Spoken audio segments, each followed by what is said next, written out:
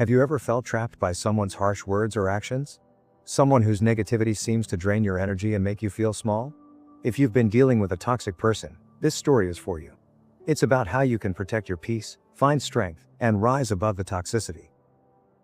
Long ago, in a distant kingdom, there was a wise and peaceful Buddhist monk named Niro.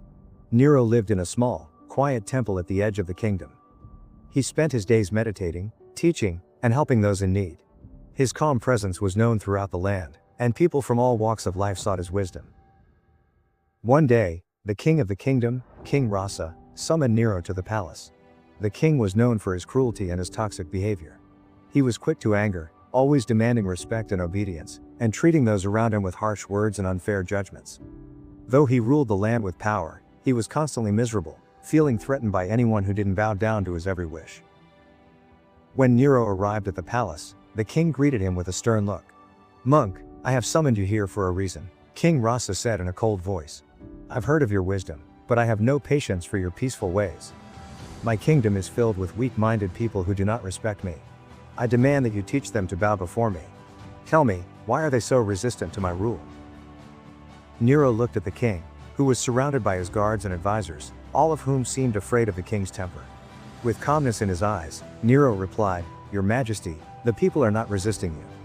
They are resisting the anger and fear that you carry within you.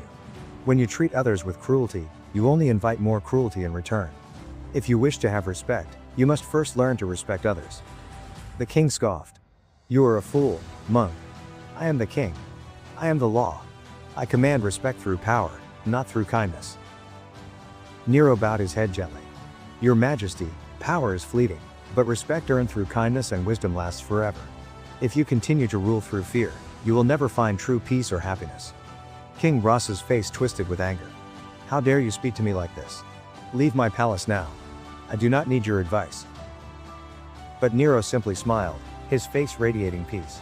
He stood up slowly and said, "I will leave, Your Majesty. But remember, it is not me you are rejecting. It is your own peace and happiness."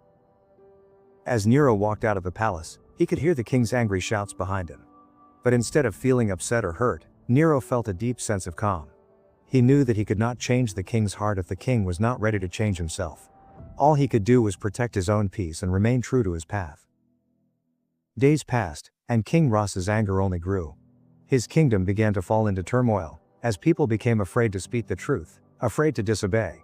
The king's cruelty drove away his friends and allies, and soon, he found himself alone in his palace, surrounded only by fear and bitterness.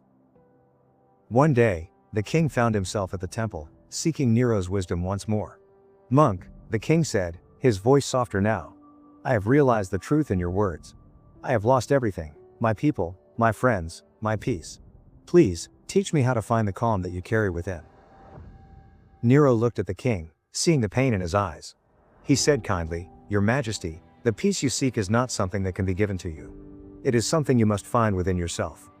Stop ruling through fear, and start ruling with compassion. Respect others, and you will be respected in return. Only then will you find the peace you have been searching for." King Rasa bowed his head in shame. "I understand now, monk. I will change." Niro smiled gently. "It is never too late to start. But remember, the greatest change must come from within." The moral of the story is that genuine peace and respect are cultivated from within. Leadership based on fear breeds isolation and conflict, while compassion and self-reflection foster respect and harmony. True transformation begins with personal change and understanding.